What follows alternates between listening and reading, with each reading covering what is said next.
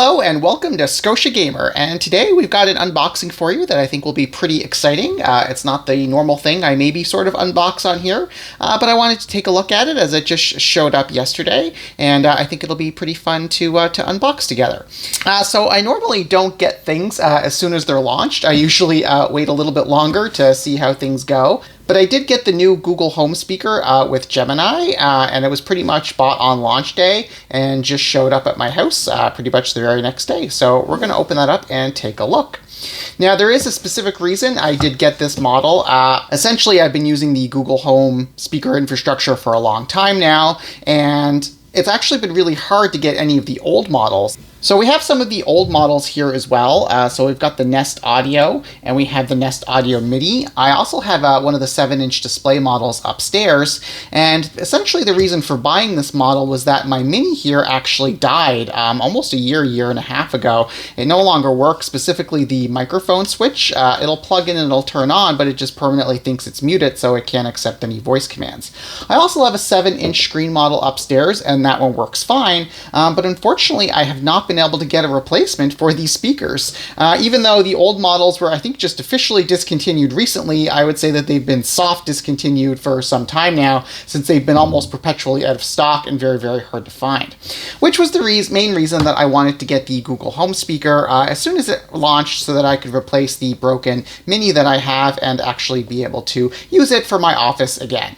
So let's unbox the speaker together and have a look at it. Of course, it says Google Home speaker made with Gemini. All the old speakers have also been upgraded to Gemini. I honestly can't really say I've noticed much of a difference between Gemini and Assistant, other than the voice is a little different, but that's okay. The box is pretty minimalistic looking. You've got Google Home speaker written on it, different information on the back here, including the Google Home speaker. I don't know if you can read that. The Google Home speaker, voice activated with remote, as well as the AC power adapter, as well as some notes that it requires Wi-Fi and so on. So it looks like we have to pull off these tabby things. There we go. And this is the adhesive which was keeping it to the box. We'll put those to the side, and then the whole thing should just nicely slide out. Like I said, the whole thing should just nicely slide out. Alright, well that was perhaps a little bit more difficult than it needed to be, but thanks to some capybara magic, we got through it.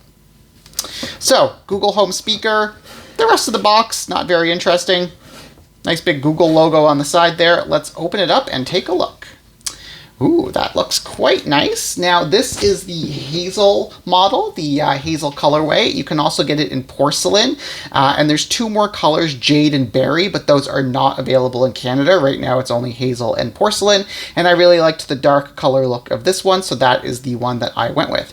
I should also mention the launch price was $139.99. I think that's about $10 more than they were targeting, and it's a little bit more than I would usually like to pay for a smart speaker. I get most of mine generally on sale. Like my Minis were half off, and I think my Nest I got on a Black Friday sale for like $20 off or something like that. But again, I needed to replace the smart speaker that I use in the office, which hasn't been functional for some time.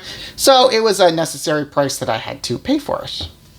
So we'll take it off here, and you can see the charger that it comes with.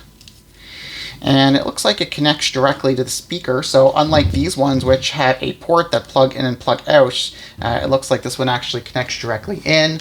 Microphone switch, hopefully that one still works. You know, if anybody knows how to repair a microphone switch on this one, it would still work. But at the moment, I don't know how to do that, so we're not going to worry about that right now. Interestingly enough, this end is, of course, USB-C, and as well, that will plug directly into the adapter that they provide. And just a reminder that, you know, not all USB-C is created equal. You know, sometimes if you try to plug a switch charger into a switch 2, for instance, you're not going to work, or it's not going to work properly. And each USB charger has a different wattage rating. So depending on if it's a 65 watt, a 35 watt charger, and so on, it might not always work. So it's always best to use the original charger, or one for sure that you know is compatible with the device. So there's some extra cardboard under here.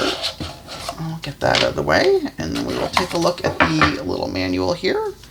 Google Home speaker. Can't say they're getting a lot of points for packaging, but that's okay. It could just be me.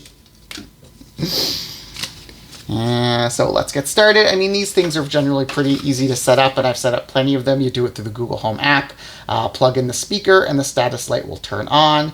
Obtain the Google Home app, and then add your devices. Oh, it does point out that there are, of course, touch controls, so I'm going to assume volume up and volume down. It shows the mute switch, as well as possibly a play-pause button right on the top. Yeah, volume down, mic switch, play, pause, volume up. So that's perfect. And explore what you can do with your Google Home speaker. And we will do just that. So I'm going to get Cappy to hold the manual there. Good job, Cappy. And then we will get some of the packaging out of the way and plug it in and just run a few simple tests and make sure everything works as we expect. Okay, so we've got the speaker plugged in and set up and running, and a few interesting things I noticed while I was doing that. The setup process actually was a little different this time. There is a QR code on the bottom here that you can essentially use to make your setup a little bit easier, so that was good. And I also realized this is a bit of a mesh material that has a bit of flex to it, so that's kind of interesting. Hopefully that doesn't rip or tear or anything like that. I did have a bit of trouble getting it onto Wi-Fi just because the password was mistyped, and then the interface to change the password wasn't the greatest, but that was okay. We were able to get through that, as well as I noticed that it did need a software update, so we had to wait a few extra minutes. But otherwise, the rest of the process was pretty seamless. We were able to get logged in, connected to my Google account, and Gemini seems to be working fine. We can ask it a simple question like, "Hey Google, what's the weather in Halifax, Nova Scotia today?"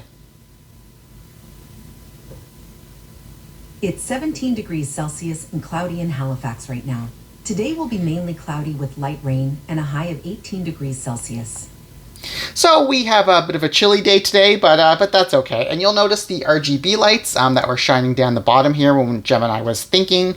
That was pretty neat. I actually noticed all the other speakers now also have multicolored lights when you ask them questions, whereas they used to just be strictly white lights. So it's kind of interesting that the LEDs were always capable of that and are just being used for that. But so far, so good. I'm going to get it hooked up to all the smart light switches in the office, so I'll be able to control things and generally use it to play music. I'm probably going to Bluetooth it to my stereo system for when I'm in the office playing music, but I'll also try listening to music on it directly. So that's pretty good so far, and the next steps will just be setting it up and testing it out, and certainly if I find anything useful, I'll come back and perhaps give some updated reviews on it. But I really hope you enjoyed this brief little unboxing of the Google Home Gemini speaker, and we'll see how it goes in the future. That's it for me. As always, have a great day and game on.